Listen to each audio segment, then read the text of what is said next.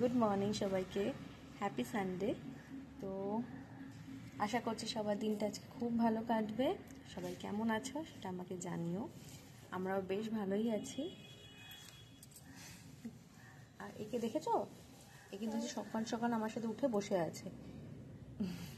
তো তোমাদের সাথে ভিডিওটা শুরু করার এটাই কারণ কি, তোমাদের সাথে শেয়ার করব যে একদম তাড়াতাড়ি চটজলদি কী করে মাটন হয়ে যায়। নর্মালি কিন্তু আমি মাটন কখনোই প্রেশার কুক করি না, একদম ধিমে আছে আস্তে আস্তে করে রান্না করতে থাকি, ওটা খুব সুন্দরভাবে সেদ্ধ হয়ে যায়। তবে আজকে বাড়িতে একটু গেস্ট আসার কথা আছে এবং মাটনও বানাতে হবে, তো সেজন্য সেরকম কোনো তামঝাম নেই, শুধু মাটন আর ভাত এই করবো। আর যদি সময় পাই তো অন্য কিছু একটু করতে পারি। তো যাই হোক, আজকে কিন্তু সেটাও তাড়াতাড়ি করতে হবে। উঠেছি তো অনেকক্ষণ, কিন্তু ওকে অনেকক্ষণ ধরে ঘুম পাড়ানোর চেষ্টা করছি, কিন্তু কিছুতেই ঘুমোচ্ছে না। এদিকে 9টা বেজে গেছে, এখনও সকালে চাটাও খাইনি আমরা কেউ।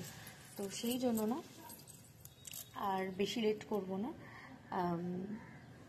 তোমাদের সাথে চলো শেয়ার করে দিই কীভাবে চট জলদি মাটন হয়ে যায়। আধ ঘন্টা, এই আর একটু বেশি সময় লাগবে, আধ ঘন্টাতেই হয়ে যাবে আশা করছি। তো চলো। তো দেখতেই পাচ্ছ এখানে আমি চা বসিয়ে দিয়েছি, আর ওদিকে আমি আরেকটা সাইডে মাটনটাকে একটুখানি আগে থেকে প্রেসার কুক করে নিচ্ছি। তো আগে 3টে সিটি দিয়ে নেব, আর শুধু নুন আর হলুদ দিয়ে, ব্যাস আর কিছু দেবো না। আর এখানে আমি মাটনটা ভালো করে ধুয়েও নিয়েছি, কিন্তু আরেকটা কথা মাথায় রাখতে হবে, মাটন কিন্তু বেশি ধুতে নেই। মাটন বেশি ধুলে তার টেস্ট অনেকটা কমে যায়।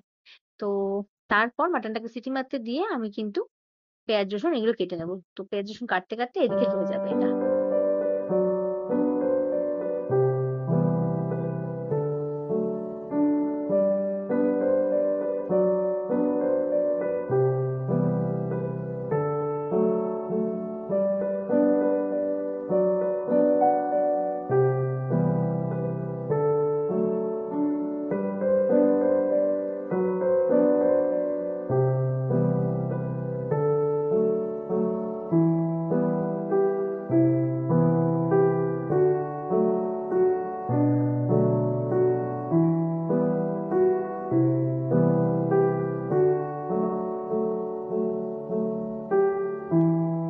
তো এখানে প্রথমে পেঁয়াজটাকে ভেজে নিয়ে তার মধ্যে টমেটো কুচি, তারপর আদা রসুনের পেস্ট দিয়ে ভালো করে কষিয়ে নেব। তারপর ধনে জিরের গুঁড়ো, নুন, হলুদ, লঙ্কার গুঁড়ো আর একটু টক দই। টক দইয়ের ক্লিপিংসটা এখানে নেই, এই দিয়ে একটু ভালো করে কষিয়ে নেব।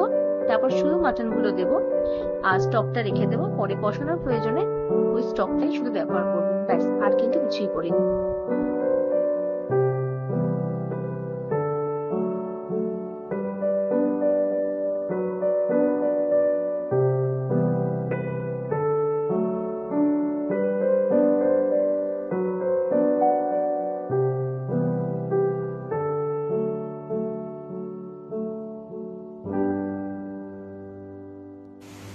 তো দেখো আমার এখানে পুরোটা কষানো হয়ে গেছে। এবার আমি এর মধ্যে এই স্টকটা দিয়ে দেবো, যতটা লাগবে ততটা রাখবো, বাকিটা কিন্তু আমি ঝোল টানিয়ে নেব। যেহেতু আমি ভাত দিয়ে খাওয়ার মতো বানাচ্ছি, সেহেতু আমি একটু পাতলা পাতলাই ঝোল করছি।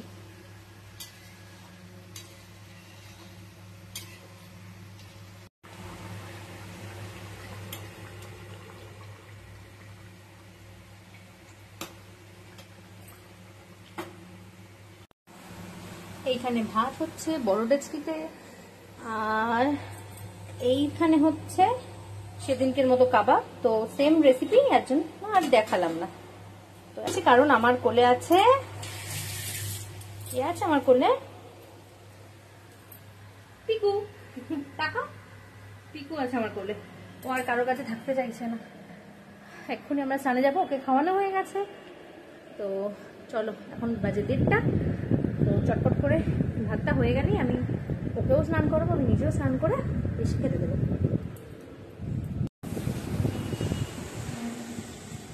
আমি খালি বলেছিলাম যে দাদার জন্য আছে কলা পাতা নিয়ে আসতে, কলা পাতায় খেতে দেবো। ওই যে দাদা, আর একজন একেবারে কলা পাতার সাথে মাটির গ্লাস বাটি সব নিয়ে এসছে। আর বড় গেস্ট এসছে, আসার একদম ইচ্ছে ছিল না, মার হাতে রান্না ছেড়ে আসতেই চাইছিল না। কিছু বলবি? ইলিশ মাছ, যেটা দাদা সারপ্রাইজ দিয়েছে আবার। এই যে মা এখানে খাচ্ছে ইলিশ মাছ। মা একদম ঘেমে নেই, একাকার অবস্থা। আমি আর আমার পুটু তো ক্লান্তই, এবার যাব স্নান ধান করবো। তখন থেকে বলছি স্নান করবো স্নান করবো, এখনো গিয়ে উঠতে পারলাম না। যাব, ওরা খেতে বসলে আমরা চলে যাবো। একটু হাসো।